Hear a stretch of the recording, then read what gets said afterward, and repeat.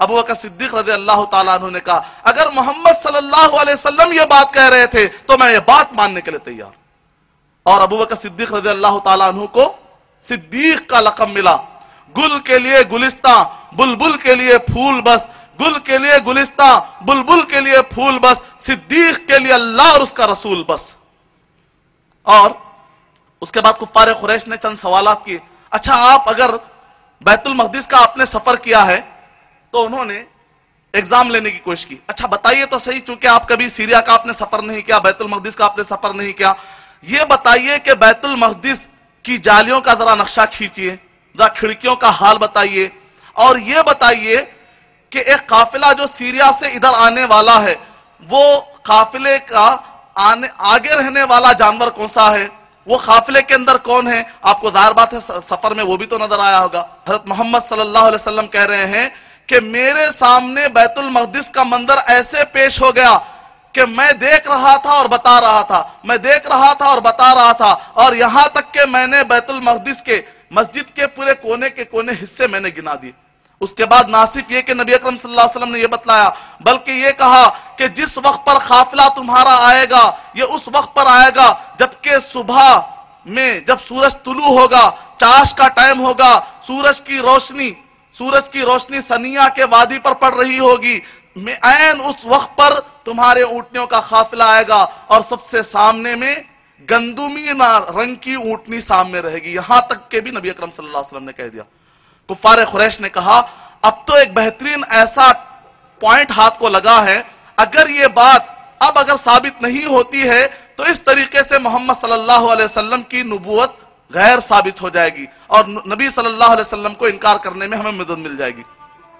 اب پورے کے پورے سنیا کی وادی میں وہاں پر جا کر وہ انتظار کرنے لگے کہ دیکھتے ہیں.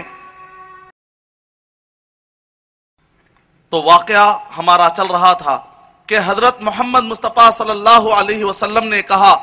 کہ جو قافلہ سیریا سے آ رہا ہے وہ سنیا کی وادی میں صبح کے ٹائم پر سورج طلوع ہوتے وقت پر جس وقت پر روشنی پڑ رہی ہوگی سنیا کی وادی پر اور سامنے گندمی رنگ کی اونٹنی گندمی رنگ کا جانور سامنے ہوگا. پورے کفار قریش نے کہا یہ بڑا بہترین موقع ہے اگر ایسا واقعہ پیش نہ آئے کیونکہ قافلے میں جانور آگے اور پیچھے ہوتا ہے، جانور اتنا ڈسپلن والا ہوتا نہیں ہے، یہ بڑا بہترین موقع ہے حضرت محمد صلی اللہ علیہ وسلم کی نبوت کو ڈسپروف کیا جائے. پورے کفار قریش جمع تھے، پورے کے پورے جمع تھے اور دیکھ رہے تھے کہ کیا منظر ہے. آج آسمان بھی مشاہدہ کر رہا ہے، زمین کے سارے لوگ بھی مشاہدہ کر رہے ہیں، دیکھتے ہیں کہ حضرت محمد مصطفیٰ صلی اللہ علیہ وسلم کی پروفیسی ثابت ہوتی ہے یا نہیں. پورے کے پورے صبح کے سویرے سورج آہستہ آہستہ نکل رہا تھا اور سورج میں سب سے پہلے تو لال رنگ، پھر لال رنگ کے اندر چمک کے اندر آہستہ آہستہ روشنی، اور روشنی سے ہوتے ہوتے جیسے ہی روشنی پڑی سنیا کی وادی میں سیریا کا قافلہ داخل ہوتا ہے، سیریا سے قافلہ داخل ہوتا ہے اور سامنے گندمی رنگ کی اونٹنی سامنے ہوتی. یہ مسند احمد بن حنبل میں بڑے ڈیٹیل انداز میں یہ واقعہ بتایا گیا ہے. ماننے والے کے لیے ایک حقیقت بھی کافی ہے، تو ہی اگر نہ چاہے تو بہانے ہزار. اور اس کے بعد صحیح بخاری حدیث نمبر 3571 سے لے کر حدیث نمبر 3648 70 احادیث میں حضرت عدی بن حاتم رضی اللہ تعالیٰ نبی اکرم صلی اللہ علیہ وسلم کے پاس بیٹھے ہوئے تھے اور اس وقت پر نبی اکرم صلی اللہ علیہ وسلم نے پوچھا اے عدی بن حاتم جانتے ہو ہیرا کہاں ہے؟ تو عدی بن حاتم نے کہا ہاں ہیرا کا نام تو ہم نے سنا ہے، ہیرا مقام ہے ایک یمن کے اندر. کہا کہ دیکھو آج کل تو ہر جگہ سے حملے ہو رہے ہیں لیکن ایک بہت جلد ایسا وقت آنے والا ہے، اتنا امن پھیل جائے گا، عرب کی وادیوں میں امن پھیل جائے گا کہ ہیرا سے نکلے گی ایک عورت خاتون اور وہ اپنے بچے کے ساتھ کھیلتے ہوئے ہنسی خوشی کے ساتھ وہ آئے گی، طواف کرے گی اور واپس جائے گی، کوئی اسے راستے میں چھیڑنے والا نہیں رہے گا. اگر تمہاری عمر باقی رہے تو ضرور یہ منظر دیکھو گے. عدی بن حاتم کہہ رہے ہیں صحیح بخاری حدیث نمبر 3571 کے مطابق کہ عدی بن حاتم رضی اللہ تعالیٰ عنہ کہہ رہے ہیں کہ میں نے اپنی آنکھوں سے وہ بات دیکھی ہے جو نبی اکرم صلی اللہ علیہ وسلم نے پروفیسی بیان کی تھی. میں نے دیکھا کہ ہیرا سے ایک عورت آئی اور اس نے طواف کیا اور امن کے ساتھ واپس چلے گئی, کسی نے اس کے ساتھ تعرض نہیں کیا. اور خود نبی اکرم صلی اللہ علیہ وسلم نے کہا کہ اے عدی بن حاتم, بہت جلد قیصر اور کسرا کے گہنوں کو تم دیکھو گے اور ان کو فتح کر کے مسلمان اللہ کے راہ میں صدقہ کر دیں گے. عدی بن حاتم نے کہا کہ یہ جو جنگ ہوئی قیصر اور کسرا کے ساتھ, اس جنگ میں میں شریک تھا اور ہم نے کانکرٹ کیا قیصر اور کسرا کی حکومتوں کو, اور وہ زیورات میں نے اپنے ہاتھ سے اٹھا کر کہا یہ حضرت محمد مصطفیٰ صلی اللہ علیہ وسلم نے پیشن گوئی کی تھی اور یہ آج ثابت ہو چکی. اور حضرت محمد مصطفیٰ صلی اللہ علیہ وسلم نے اور ایک پیشن گوئی کی, وہ یہ ہے کہ ان قریب مدینہ طیبہ میں ایک پہاڑ جلے گا, اور یہ پہاڑ جب جلے گا تو اس کی روشنی بسرا ایک ایریا ہے جہاں کے اونٹنیوں پر روشنی پڑے گی, اور وہاں پر اونٹنیاں چرانے والے اس روشنی کو دیکھیں گے. نبی اکرم صلی اللہ علیہ وسلم نے پیشن گوئی بیان کی. علامہ ابن تیمیہ رحمۃ اللہ علیہ اقتضاء الصراط المستقیم ایک کتاب ہے, اس کتاب کے اندر لکھتے ہیں 656 کے اندر یہ واقعہ پیش آیا, یعنی کہ 656 میں اور 658 میں. 656 کے اندر یہ واقعہ پیش آیا کہ مدینہ طیبہ کے اندر پہاڑ جلا, اور یہ پہاڑ کی روشنی جو آگ جلی اور اس کی آگ کی روشنی بصرہ میں دیکھی گئی, اور حضرت محمد مصطفیٰ صلی اللہ علیہ وسلم کی پیشن گوئی پوری ہوئی. اور اسی طریقے سے نبی اکرم صلی اللہ علیہ وسلم نے نہ صرف آپ نے مستقبل کے بارے میں بتایا, یعنی مطلب یہ نکلا کہ اگر نبی اکرم صلی اللہ علیہ وسلم مستقبل کے بارے میں بتا رہے ہیں تو اللہ سبحانہ و تعالیٰ کی طرف سے ان پر وحی ہو رہی ہے, اور جو بات بتا رہے وہ پوری ہو رہی ہے. اس بات کی دلیل ہے کہ حضرت محمد مصطفیٰ صلی اللہ علیہ وسلم اللہ سبحانہ و تعالیٰ کے سچے بھیجے ہوئے رسول ہیں. اور نبی اکرم صلی اللہ علیہ وسلم کے پاس بعض یہودی آتے ہیں اور آ کر کہتے ہیں کہ آپ جو مستقبل کے بارے میں کہتے ہیں کئی باتیں ثابت ہو رہی ہیں, ذرا پاس کے بارے میں بھی تو بتلائیے. وہ ہسٹری ریکارڈ جو یہودیوں کے پاس تھا, یوسف علیہ السلام کا واقعہ, مریم علیہ السلام کا واقعہ, تو انہوں نے کہا کہ اگر آپ سچے ہیں تو آپ بتائیں گے کہ مریم علیہ السلام اور یوسف علیہ السلام کے بارے میں. یہودیوں نے آ کر کفار قریش کو کہا, کفار قریش نے آ کر نبی اکرم صلی اللہ علیہ وسلم نے سے پوچھا, تو نبی اکرم صلی اللہ علیہ وسلم پر اللہ سبحانہ و تعالیٰ نے سورہ یوسف نازل کی. جب سورہ یوسف کا قصہ سامنے آیا تو یہودیوں نے آپس میں کہا کہ کیسے نبی ہیں کہ ہم تو یوسف علیہ السلام کے واقعے کو ہم پڑھتے تھے, لیکن واقعات میں بہت سارے چیزیں ابھی ہمارے پاس تشنا رہ چکی تھی, بہت ساری باتیں ہم کو معلوم نہیں تھی. حضرت محمد مصطفیٰ صلی اللہ علیہ وسلم نے یوسف علیہ السلام کا جو واقعہ اللہ سبحانہ و تعالیٰ کی طرف سے پیش کیا ہے, اس کے اندر کئی ایسے باتوں کا کریکشن ہو گیا جو ہم کو بھی معلوم نہیں تھی, اس حد تک بتا دیا گیا. اور اس کتاب کے اندر جب نبی اکرم صلی اللہ علیہ وسلم نے نبوت کا اعلان کیا, صفا پہاڑی پر چڑھ کر آپ نے جب نبوت کا اعلان کیا, تو اس وقت پر کسی اور نے نہیں, نبی اکرم صلی اللہ علیہ وسلم کے خاندان میں کا ایک فرد ابو لہب اٹھتا ہے.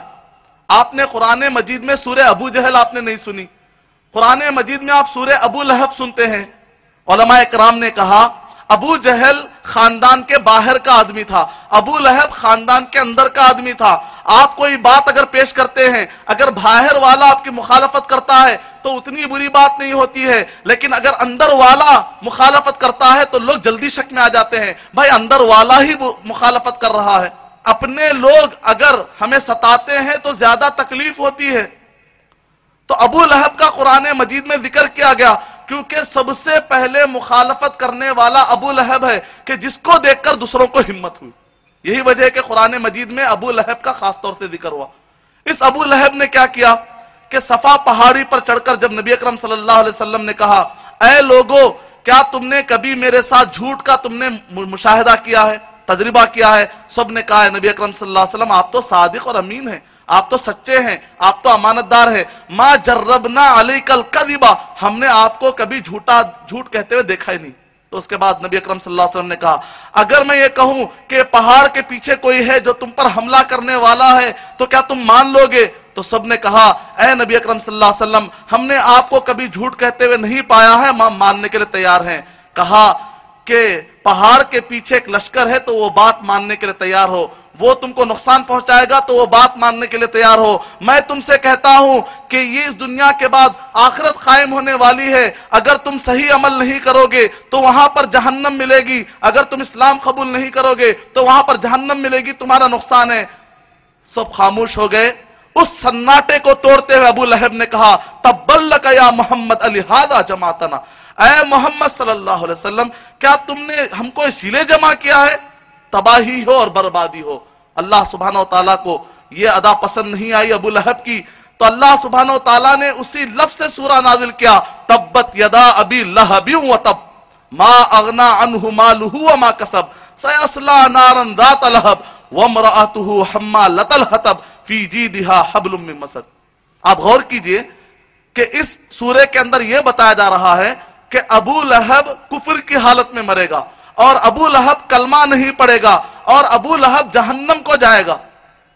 اس سورے کے اترنے کے بعد 11 سال تک ابو لہب زندہ تھا۔ اگر ایک مرتبہ جھوٹ کے خاطر ہی صحیح اگر ابو لہب کلمہ پڑھ لیتا تو یہ آیت ڈسپروو ہو جاتی، لیکن 11 سال کے اندر بھی ابو لہب نے جھوٹ کے طور پر بھی اس نے کلمے کا اقرار نہیں کیا۔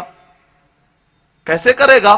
جبکہ اللہ سبحانہ و تعالیٰ نے اعلان کر دیا کہ یہ شخص کلمہ پڑھنے والا ہے ہی نہیں۔ اس کا مطلب یہ نکلا کہ یہ قرآن مجید حضرت محمد صلی اللہ علیہ وسلم کی اپنی طرف سے نہیں بلکہ اللہ سبحانہ و تعالیٰ کی طرف سے نازل کردہ۔ اور اسی طریقے سے سورہ روم کا اگر آپ مطالعہ کریں گے، سورہ روم نمبر 30 کی آیت نمبر 1 اور 2 کے اندر کہ رومی اس قدر ہار چکے تھے واپس آنے کے کوئی چانس نہیں تھا، تو قرآن مجید میں آیت نازل ہوئی غلبت الروم فی ادنى الارض وهم من بعد غلبهم سيغلبون۔ رومی مغلوب ہو چکے ہیں لیکن بہت جلد یہ رومی پھر غالب آ جائیں گے۔ اس وقت پر کفار قریش کو یہ بات سمجھ میں نہیں آ رہی تھی۔ کہا کہ وَيَوْمَئِذٍ يَفْرَحُ الْمُؤْمِنُونَ کہ اس وقت پر رومی دوبارہ غالب آئیں گے جس دن کے مسلمان بھی خوش و خرم ہوں گے۔ جس وقت پر جنگ بدر اور ایک جنگ کر کے مسلمان واپس لوٹ رہے تھے، خوش تھے، ان سب کو یہ خوشخبری ملی کہ روم دوبارہ غالب آ چکا ہے۔ اس طریقے سے یہ پروفیسی پوری ہوئی۔ قرآن مجید کی پروفیسی پورا ہونا قرآن مجید کے آتھنٹک، قرآن مجید کے اللہ سبحانہ و تعالیٰ کی طرف سے ہونے کی دلیل ہے۔ قرآن مجید اللہ سبحانہ و تعالیٰ کی طرف سے ہونا اس بات کی دلیل ہے حضرت محمد مصطفیٰ صلی اللہ علیہ وسلم اللہ سبحانہ و تعالیٰ کے بھیجے ہوئے نبی، اور حضرت محمد مصطفیٰ صلی اللہ علیہ وسلم کے نام کو اللہ تعالیٰ نے اتنا ذکر بلند کیا کہ غیر مسلم حضرات جو حضرت محمد مصطفیٰ صلی اللہ علیہ وسلم کو نہیں مانتے لیکن خود ان کی کتابوں کے اندر حضرت محمد مصطفیٰ صلی اللہ علیہ وسلم کا نام آیا۔ اللہ تعالیٰ نے سورہ اعراف سورہ نمبر 7 کی آیت نمبر 157 میں کہا وَمَكْتُوبًا عِنْدَهُمْ فِي التَّوْرَاةِ وَالْإِنْجِيلِ، ان کے پاس تورات میں اور ان کی انجیل میں جو یہ پڑھ رہے ہیں، حالانکہ انجیل بدلی جا چکی ہے، تورات اپنی اصلی شکل میں نہیں ہے، اس کے باوجود بھی اللہ سبحانہ و تعالیٰ کہہ رہے ہیں کہ ان کے پاس لکھا ہوا نام پائیں گے۔ یعنی اللہ سبحانہ و تعالیٰ کا ایک اتنا بڑا معجزہ ہے، تورات بدل گئی، انجیل بدل گئی، لیکن اس کے باوجود بھی محمد صلی اللہ علیہ وسلم کا نام آج بھی اس کے اندر باقی ہے۔ مثال کے طور پر اگر آپ پڑھتے ہیں ڈیوٹرانومی چیپٹر نمبر 18 اور اس کی ورس نمبر 18، اور اسی طریقے سے آپ پڑھتے ہیں song of Solomon chapter number 5 اس کی ورس نمبر 16 کے اندر حکوم متقن وَكُلُّ محمدin، محمد کا ورڈ ڈائریکٹ آیا۔ ہم ہو سکتا ہے کوئی کہے کہ اس کا کانٹیکسٹ کچھ اور ہے، لیکن میں یہ کہنا چاہوں گا حضرت محمد مصطفیٰ صلی اللہ علیہ وسلم سے پہلے آپ پورا ہسٹوریکل ریکارڈ نکال کر دیکھ لیجئے، کسی کا نام بھی محمد